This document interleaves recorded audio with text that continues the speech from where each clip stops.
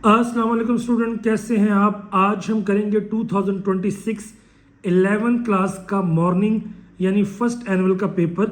जो लोग 2026 के सेकंड एनुअल या 2027 के फर्स्ट एनुअल की तैयारी कर रहे हैं, उनकी नॉलेज के लिए कि ये आपकी बुक 2025 में नहीं थी।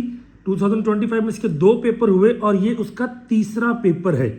अगर आप तैयारी करना चाहते हैं और अच्छे मार्क्स लेना चाहते हैं तो आप ये तीनों पेपर लाजमी रिवाइज कीजिए। आज डेट है 15 मई 2026। Let's start. क्योंकि आज पेपर कंडक्ट हुआ है, मैं पेपर के अंदर सिर्फ वो क्वेश्चन करूंगा। You can say if I was in the exams, तो मैं कौन से क्वेश्चन करता, तो मैं चॉइस के बगैर पूरा पेपर सॉल्व करूंगा। अगर आपने कोई और क्वेश्चन सॉल्व किया है, स्पेशली जिन्होंने आज पेपर दिया और वो उसमें कंफ्यूज होंगे, तो वो आपके कमेंट बॉक्स में मैसेज ड्रॉप कीजिएगा। इंशाल्लाह I will verify your query and give you answer as well. So पहला सवाल था find the sum of geometric series. देखिए अप टू 5 टर्म। अब ज्योमेट्रिक सीरीज के अंदर बेटा जो सम होता है ना, आप कह लीजिए 5 टर्म्स का, वो फार्मूला क्या होता है आपका A1 इंटू 1 माइनस आर की power n over 1 minus r. अब देखिए अगर मैं इनके फैक्टर्स की बात करूं, A1 से मुराद क्या होता है, पहली टर्म। गौर करें पहली टर्म क्या थी आपकी 2/3। R क्या होता है बेटा, कॉमन रेशियो। ये क्या होता है A2 divided by A1। What is A2? -1। What is A1? 2/3। आपको पता है मैथ में कुछ चीज डिवाइड हो रही है, वो ऊपर जाके मल्टीप्लाई हो जाती है, तो ये आ जाएगा -3/2। n से मुराद होता है नंबर ऑफ टर्म्स। कितनी टर्म्स उसने बोला है हमें, 5 टर्म्स। n आ गया 5। अब आपके पास सारी वैल्यूज आ चुकी हैं। आप लिखेंगे पुट वैल्यूज इन फॉर्मूला। इस फॉर्मूले में वैल्यू पुट करते हैं। S5 यानी 5 टर्म्स का सम। A1 मेरे पास था आपका 2/3, 1 माइनस फार्मूले का। अब ये आ जाएगा R की जगह पर -3/2 की पावर 5 ओवर, नीचे आ जाएगा 1 minus what is R? R इस वक्त मेरे पास है -3/2। बेटा जब आप इनको सॉल्व करते हैं, पहले आप लेंगे इसकी पावर 5, उसका जो भी आंसर आएगा 1 में से माइनस करेंगे, मल्टीप्लाई करेंगे 2/3 के साथ, और नीचे आ जाएगा 5/2। जब इन दोनों को ऐड करेंगे तो मेरे पास आंसर आता है 55/24। And that was your first question of the paper. बेटा मूव करते हैं सेकंड क्वेश्चन पे। मैं इसमें चूज कर रहा हूं जी आपका रैंक। देखिए रैंक क्या होता है, number of non zero rose in a matrix. हम सारी रोज को जीरो बनाने की कोशिश करते हैं। अच्छा हम देखते हैं, यहाँ पे हम किसी एक रो को ना फिक्स कर लेते हैं। मान लीजिए मैंने इसको फिक्स किया।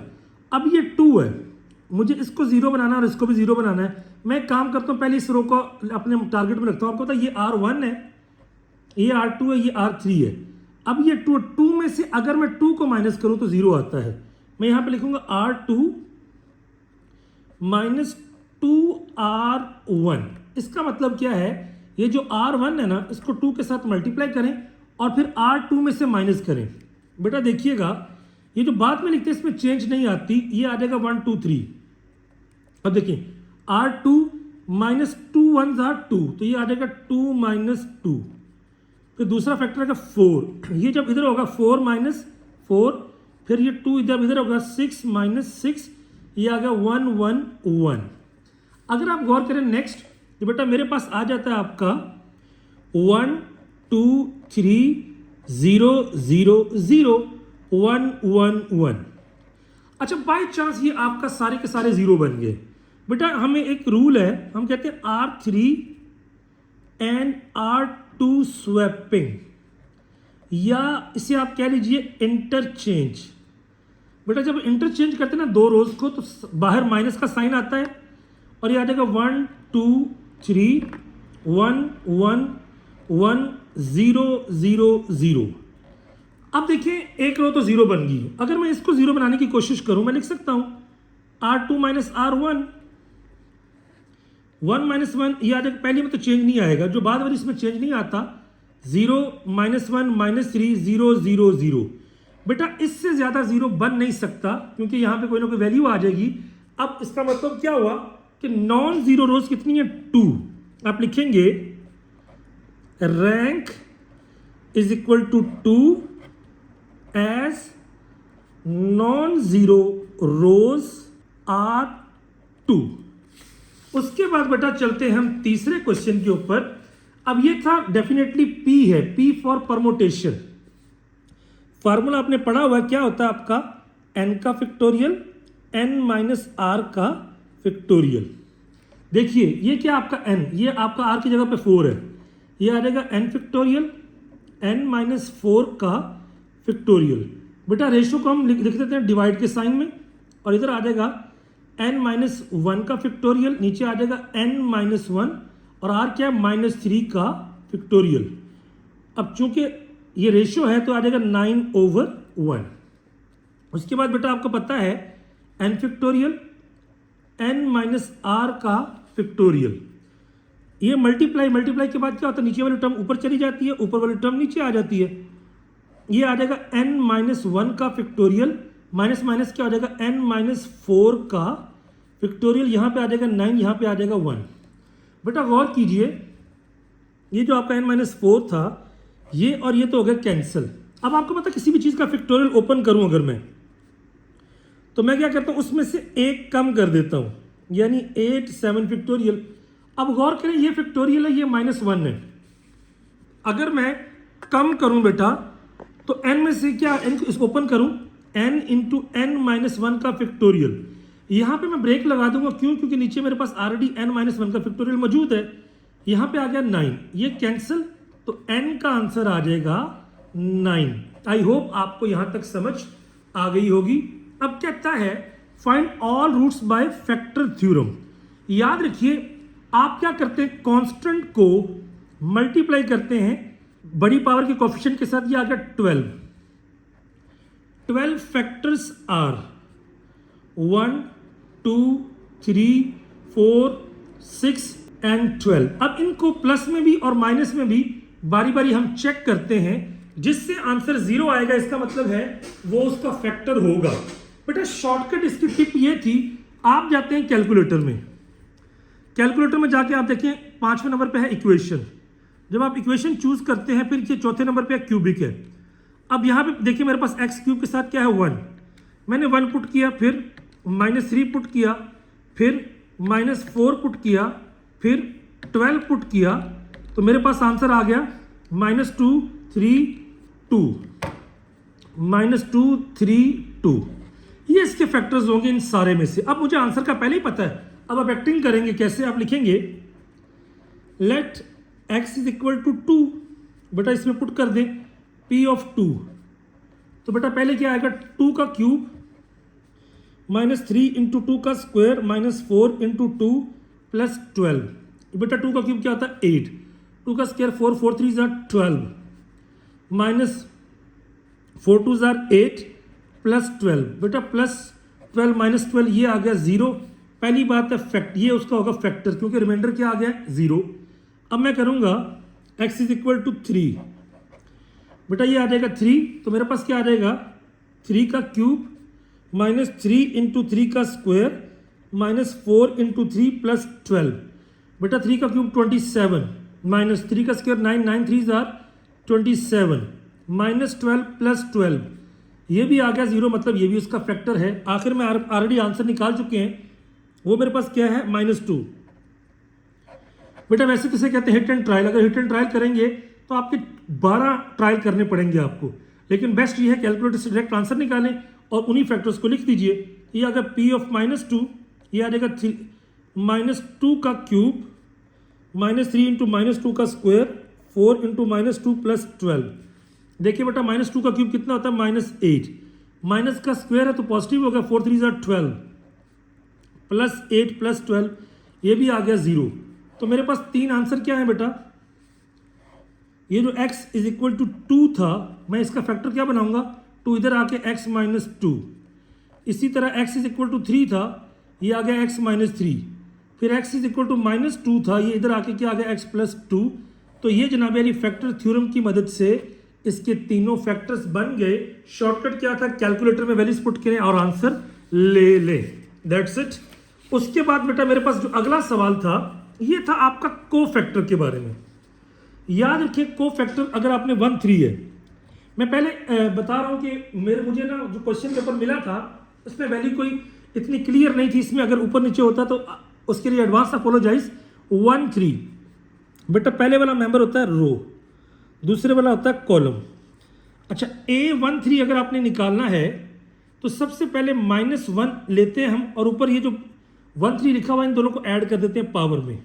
उसके बाद देखिए पहली रो तीसरा कॉलम, पहली रो तीसरा कॉलम, ये जो मेंबर बचेंगे ना इन्हें कहते हैं माइनर।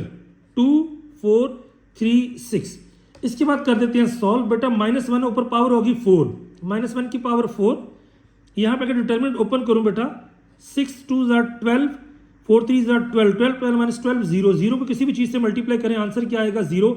तो इसका आंसर था बेटा आपका 0। अब मैं करता हूँ बेटा 8 2 3 यानी दूसरी रो और तीसरा कॉलम, दूसरी रो तीसरा कॉलम, ये जो मैंने पिंक कलर से किया बेटा तो ये आ जाएगा -1 की पावर 2 प्लस 3। बेटा मेंबर बचे कौन से हैं 1 2 3 6, 1 2 3 6 -1, यहाँ पे आ गया 6 1 जार 6, -3 2 जार 6, बेटा अगेन 0। तीसरा मेरे पास आ गया A31, -1 की पावर 3 प्लस 1। अब देखिए बेटा मैं करता हूं अगर मैं 3 1 तीसरी रो पहला कॉलम, तो बेटा मेंबर मेरे पास जो बचे हैं वो क्या है आपके 2 3 4 6, बेटा 6 2 जार 12, 4 3 जार 12, तो ये 12 माइनस 12 अगेन क्या आ गया 0 by chance. And last one is A33, बेटा देखिए तीसरी रो तीसरा कॉलम, तो क्या आ गया 1 2 2 4, तो 4 1 जार 4 माइनस 4, 4 माइनस 4 0, अगेन ये आ गया 0। तो पूरे के पूरे सवाल का जो बेटा आपका आंसर था दैट वाज 0। आई होप यहां तक आपको समझ आ गई होगी। अगर स्टिल कंफ्यूज होगा बेटा मुझे कमेंट्स बॉक्स में जरूर बताइएगा। And if you are here don't forget to subscribe. बेटा आगे हम देखते हैं टॉर्क। बेटा टॉर्क क्या होता है, T is equal to R cross F। Exercise है आपकी 3.3। देखें मेरे पास आ गया ऊपर I J और K। पहले याद रखिए R लगाना। R क्या है मेरे पास है 1 2 3, कहता है 1 2 3 मतलब 1 2 3। F क्या है बेटा 3 -2 और 1। अब हम क्या करेंगे एक्सपैंड कर देंगे, एक्सपेंडिंग बाय R1। बेटा सबसे पहले आएगा I, याद रखिए जब I आएगा ये रो गई ये कॉलम गया तो ये आएगा 2 2 2 3 -2 1।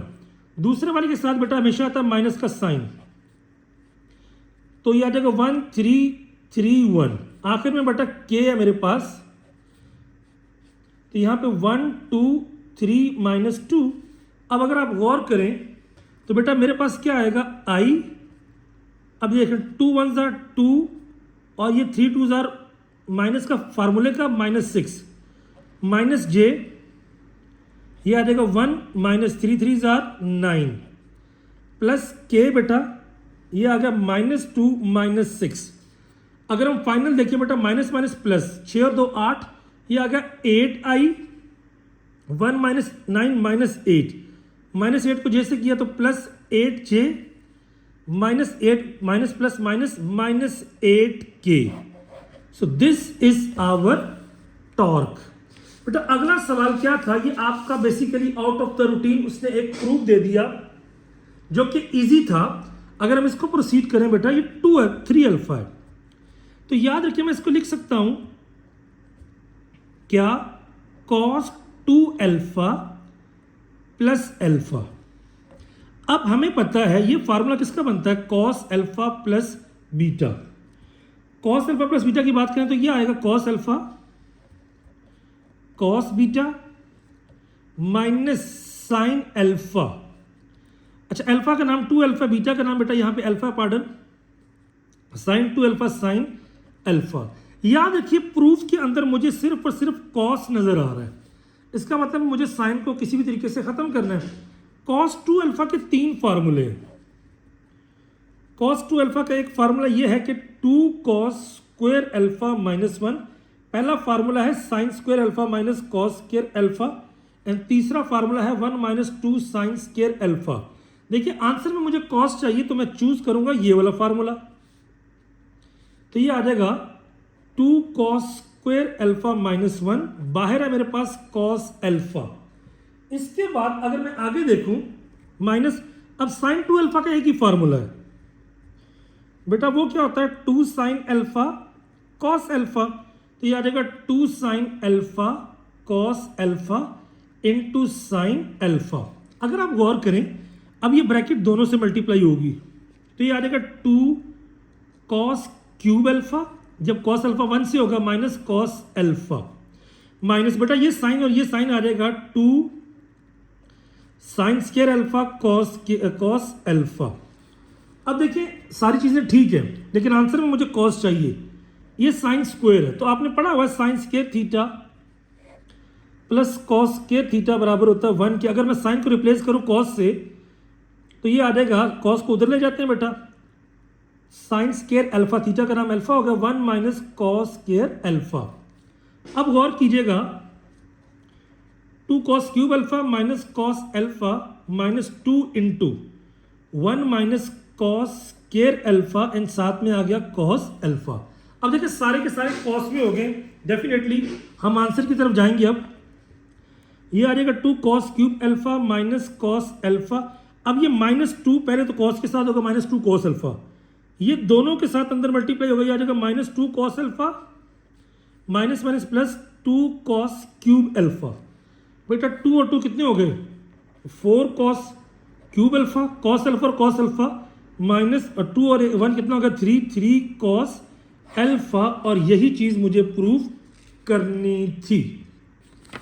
उसके बाद अगर आप देखें बेटा क्वेश्चन चैप्टर नंबर 9 का सवाल है, और ये काफी इजी है, बार बार आप करते रहते हैं जी मैक्सिमम और मिनिमम, लेकिन ये फंक्शन कौन सा था, ये फंक्शन था रेसिप्रोकल, ये आपका ए है, ये आपका बी है। बेटा मैक्सिमम पहले मैं मेन फंक्शन की बात करता हूं, ये आ जाएगा a प्लस बी का मॉडुलस यानी 4 प्लस 5 का मॉडुलस, ये आ गया 9। अगर मैं मिनिमम की बात करूं a माइनस बी का मॉडुलस 4 माइनस 5, ये आ गया -1। अब केस क्या था, अगर मेन फंक्शन की वैल्यूज आपकी ऑपोजिट होती है, एक प्लस एक माइनस, तो फिर क्या होता है उनका सेम होता है, सो रेसिप्रोकल मेन। बेटा वो आ जाएगा m डैश, वो आ जाएगा 1 ओवर कैपिटल M, ये आपके आ जाएंगे सिमिलर यानी 1 ओवर 9, एंड m स्मॉल का आ जाएगा 1 over small m dash 1 over -1 यानी कि -1। तो ये मेरे पास आ गया रेसिप्रोकल। अगर बाय चांस ये दोनों सेम होते तो फिर ये क्या होता m डैश स्मॉल m और capital small m dash capital M। बेटा अगला सवाल बहुत इजी कहता है, चेक करें ये फैक्टर है उसका कि नहीं। बेटा फैक्टर के लिए क्या करते हैं, जो चीज डिवाइजर होती है उसको उसको इक्वल टू 0 पुट करते हैं, तो मेरे पास क्या होता है जो भी वैल्यू आती है उसको सवाल में पुट करते हैं। अगर आंसर 0 आ जाए तो वो फैक्टर होगा, वरना फैक्टर नहीं होगा।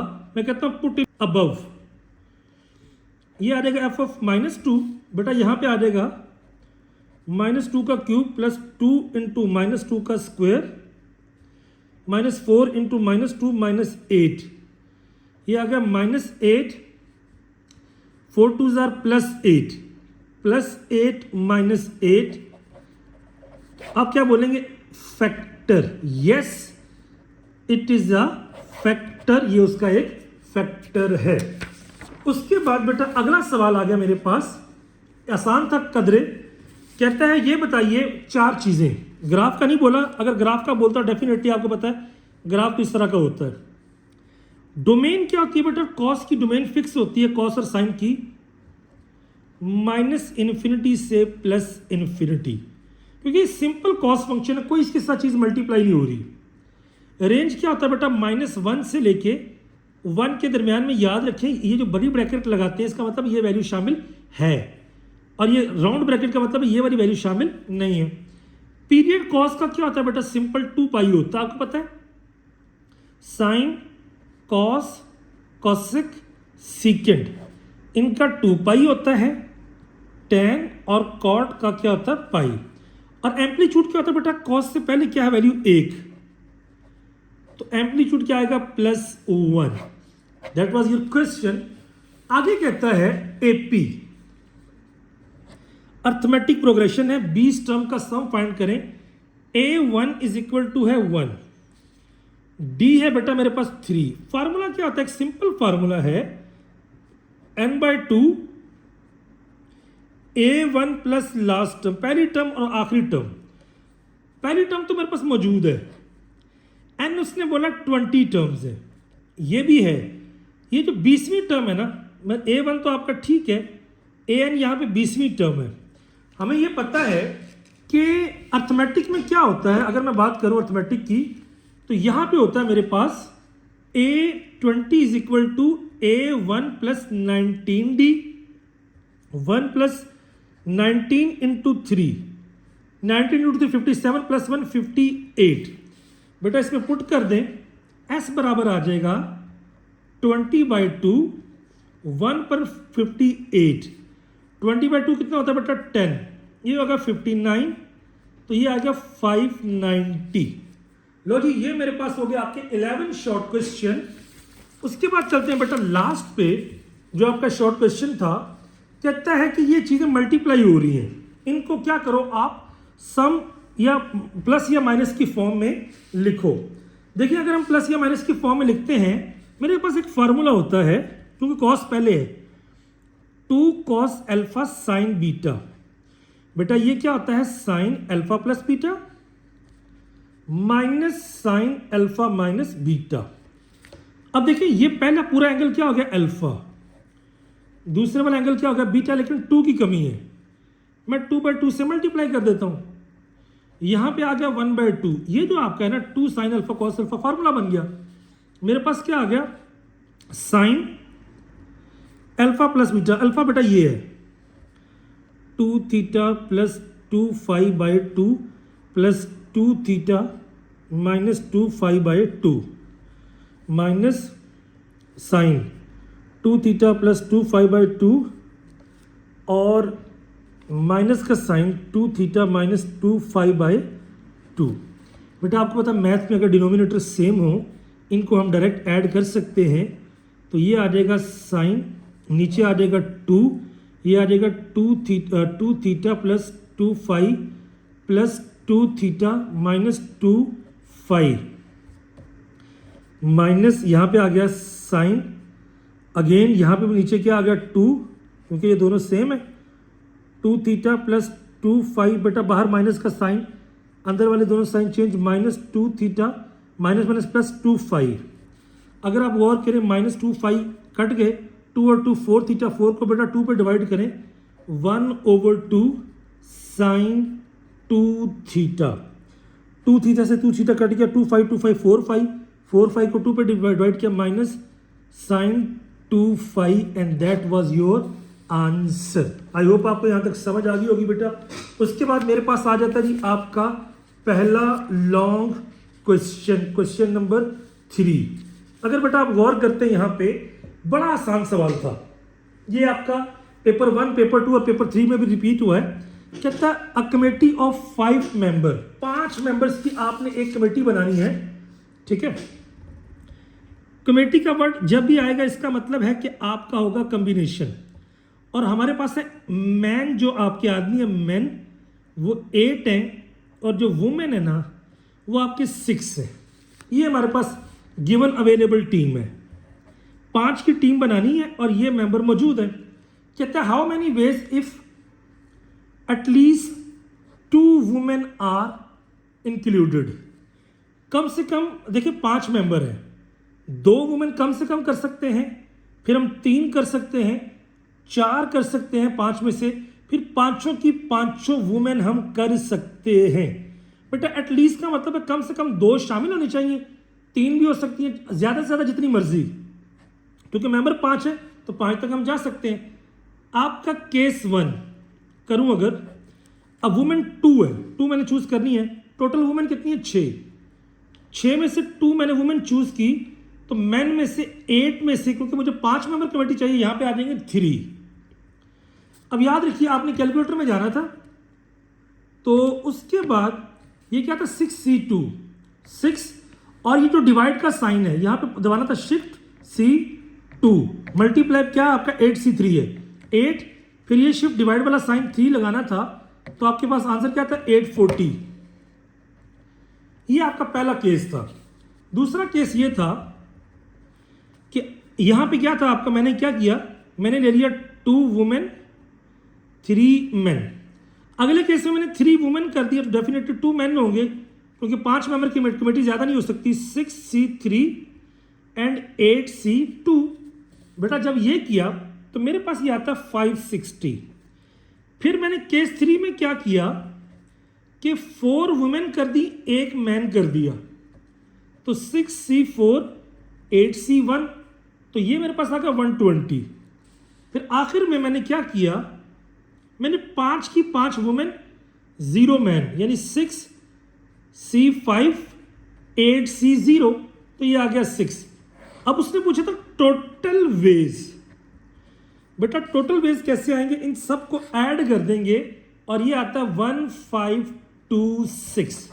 That was your answer. उसके बाद हम चलते हैं क्वेश्चन नंबर 4 पे। बेटा ये एक सवाल दे दिया था, कहता है सॉल्व। याद रखें ये आपका एक सिंपल क्वेश्चन है, और ये बेसिकली उसने क्या किया, हमारे पास जो ऑप्शन दे दिया ना, ओपन कर दिया, गॉस जॉर्डन कर दें, क्रामर कर दें, किसी भी मेथड से। लेकिन for me being a teacher सबसे आसान जो मेथड है वो क्या बेटा, आपका क्रामर। तो मैं इसे क्रामर से करूंगा। मैं एक मेथड बनाता हूं ए। सबसे पहले एक्स वाई और जेड की एंट्रीज लिख लें। 2 1 -1 1 2 1 3 1 2। बेटा अननोन क्या था मेरे पास, एक्स वाई और जेड, और यहां पे जो दूसरी साइड है बी, वो क्या आपका 1 4 7। अच्छा सबसे पहले रूल कौन सा मैं यूज कर रहा हूं, क्रामर। आप कोई और भी कर सकते हैं। सबसे पहले सेपरेट डिटर्मिनेंट लेना हमने ए का। 2 1 -1 1 2 1 3 1 2। हम क्या लिखते होते हैं, एक्सपैंड बाय R1। बेटा जब R1 से करते हैं तो R1 में पहला मेंबर 2 है, ये वाली रो गई, ये वाला कॉलम गया, तो मेंबर क्या बचे 2 1 1 2। दूसरी टर्म के साथ आता है माइनस का साइन, -1। बेटा ये आपका गया यहाँ पे कॉलम, तो मेरे पास, और ये रो गई, तो मेंबर आ गए 1 1 3 2। लास्ट में ये -1 है। बेटा ये हमारे पास मेंबर्स गए, तो 1 2 3 1।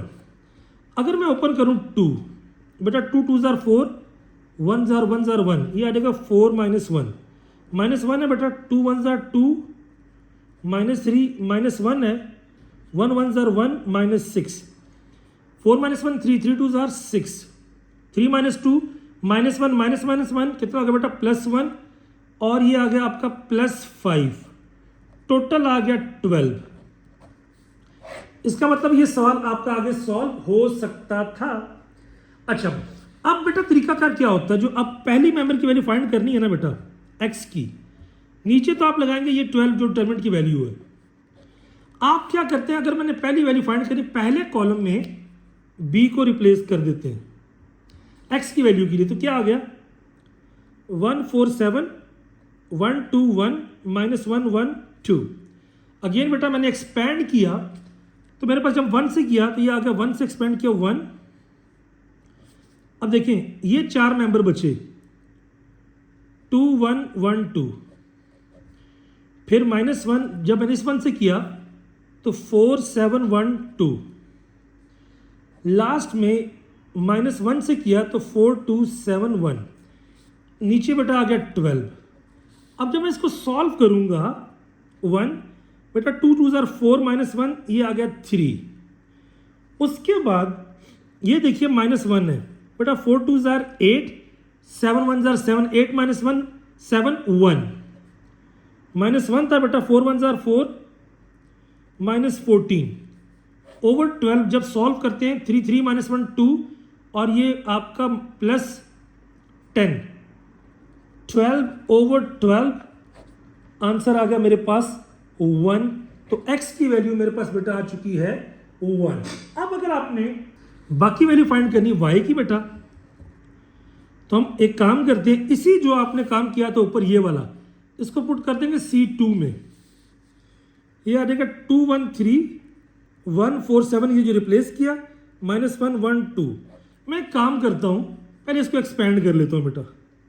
ये 2 है, थोड़ा सा डायरेक्ट करूँगा बेटा, 4 2 जार 8 माइनस 1, उसके बाद माइनस 1 है बेटा। जब मैंने ये किया तो बेटा इस मेंबर में मेरे पास क्या 2 1 जार 2 और 3 1 जार 3, ये आ गया 2 माइनस 3, लास्ट में माइनस 1 है 7 माइनस 12।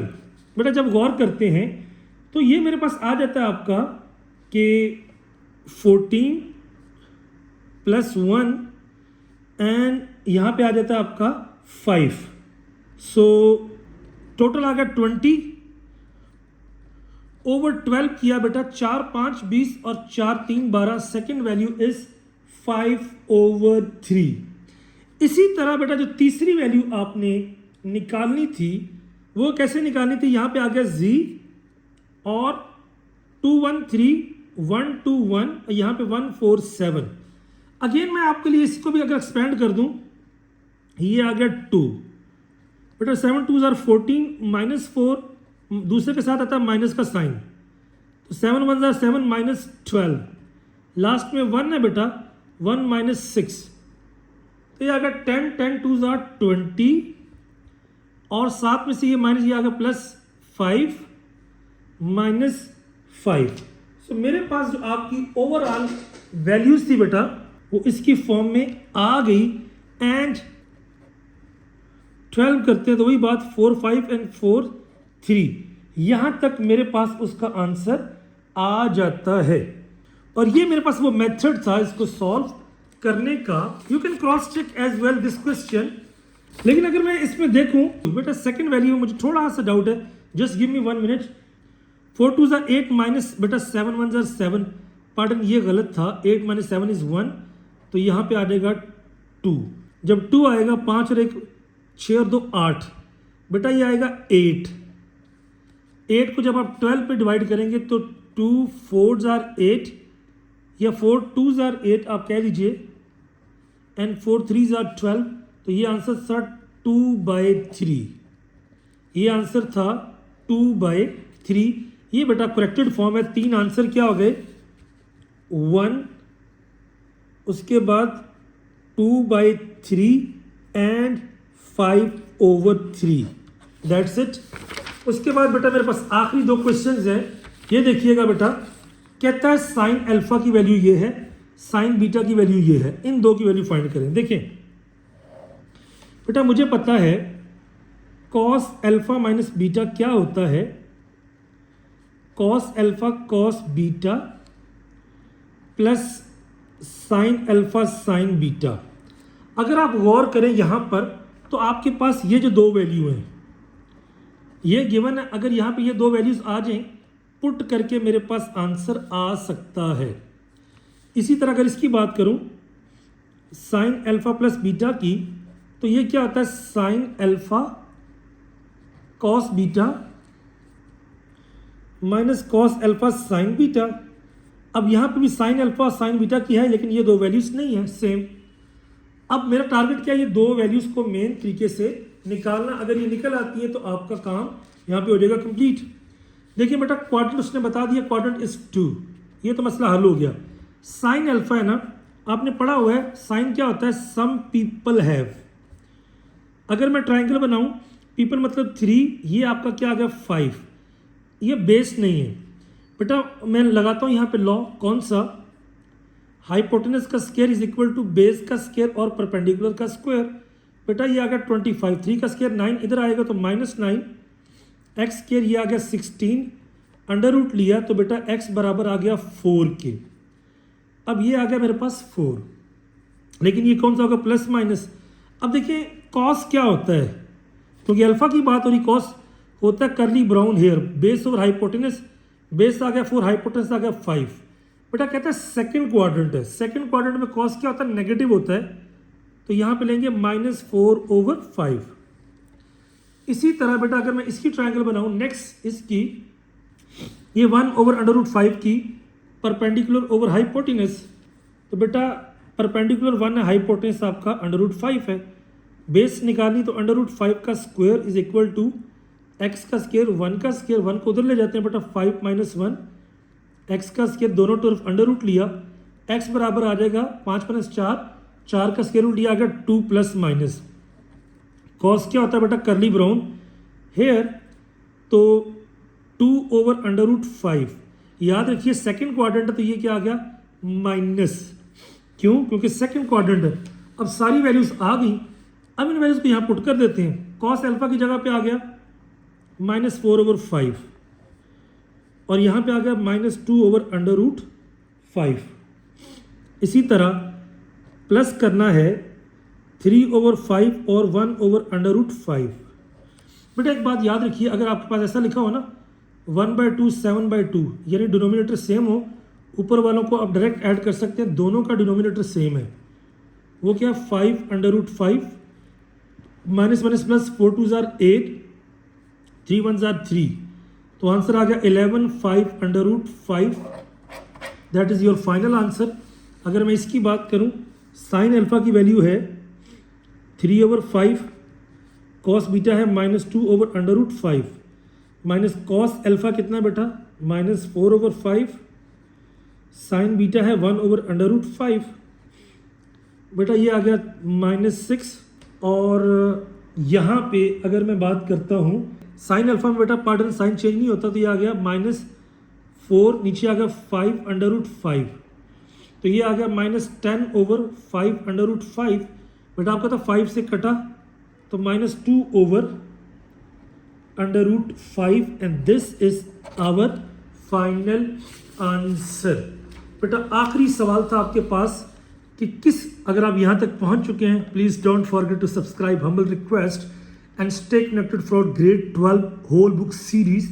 कहता है के की वैल्यू फाइंड करें अगर रिमाइंडर 0 आए, पोलिनोमियल ये है, तो क्या लिखेंगे बेटा, लेट फैक्टर थ्योरम के अकॉर्डिंग x बराबर आ जाएगा 2k, इसको इसमें पुट कर दें, पुट p ऑफ 2, यहाँ पे आ जाएगा 2 × 2 का क्यूब बेटा, k × 2 का स्क्वायर प्लस 16 × 2 प्लस 12। बेटा जब इसको करते हैं 2 का क्यूब 8, 8 2 ज़ार 16 माइनस 4k प्लस 32 प्लस 12, और बेटा अगर इनको ऐड करूँ 44, ये आ जाएगा 60 माइनस 4k। अब कहता है ये चीज़ हमारे पास रिमाइंडर होती है, रिमाइंडर किसके बराबर है, 0 के,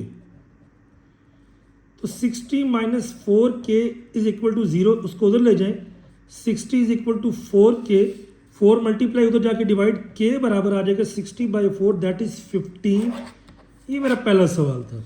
कहते हैं फैक्टराइज कंप्लीटली फैक्टराइज करें, तो बेटा सिंपल सी बात है, एक मेरे पास इसका आंसर आ गया था। आप करेंगे सिंथेटिक डिवीजन। सिंथेटिक डिवीजन में क्या होता है बेटा, हम सारे से बड़ी पावर क्या, 2x³ है, इसका कोफिशिएंट लिखेंगे 2, फिर k की वैल्यू आ चुकी है 15, ये आ जाएगा -15।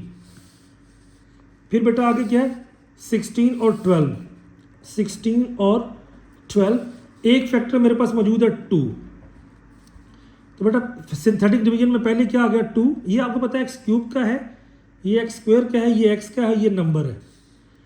अब इनको इनके साथ 2 2 ज़ार 4, बेटा इसको इसमें ऐड करते हैं तो ये आ गया -11, 11 को 2 से फिर मल्टीप्लाई करते हैं तो ये आता है -22, तो ये आ जाता है -6, -6 को फिर करते हैं बेटा आ गया +12, तो रिमाइंडर आ गया 0। अब ये आपका जो चीज़ बचती है इसे कहते हैं डिप्रेस इक्वेशन। यहाँ पे आ गया 0, ये -6 इसके साथ लगाते थे बेटा x, और यहाँ पे आ जाता है 2x का स्क्वायर। अब ये क्वाड्रेटिक इक्वेशन बन गई बेटा, 6 2 ज़ार 12, 12 का फैक्टर 11 चाहिए, तो 12 1 ज़ार 12 भी होता है बेटा, 2x² 12x 1x -6 is equal to 0। याद रखिए फैक्टराइजेशन के अंदर बड़े फैक्टर के साथ हमेशा साइन आता है क्वेश्चन वाला, और यहाँ पे प्लस लगाएंगे। 2 कॉमन लिया बेटा x के साथ, तो ये आ गया x माइनस 6। जब कोई चीज़ कॉमन ना आ रही हो तो +1 x माइनस 6। हमारा सवाल ठीक होने की निशानी x minus 6 and 2x plus 1 equal to 0। बेटा ये जो हमने लिखा था x माइनस 2, ये इसका पहला फैक्टर था, तो तीनों फैक्टर मेरे पास आ चुके हैं। सो दिस इज हाउ हमने पूरा क्वेश्चन किया बेटा सॉल्व। प्रो टिप आपके लिए ये है, आपके पास 9 चैप्टर्स हैं और 8 लॉन्ग क्वेश्चन आने हैं, मतलब एज अ होल हर चैप्टर में से लॉन्ग क्वेश्चन आता है। इस दफा उसने चैप्टर 9 में से लॉन्ग नहीं दिया, पीछे बाकी 1 to 8 हर चैप्टर में से एक लॉन्ग क्वेश्चन आया। And that's it for the complete paper. अगर आप लोगों ने इसके अलावा कोई सवाल किया था, मुझे लाजमी कमेंट बॉक्स में बताइएगा। If you feel difficulty I will solve it for you. और मैंने पेपर के सारे MCQs भी अपलोड कर दिए हैं। Stay connected, best of luck and best of luck for the next papers and grade 12। See you very soon. अल्लाह हाफिज।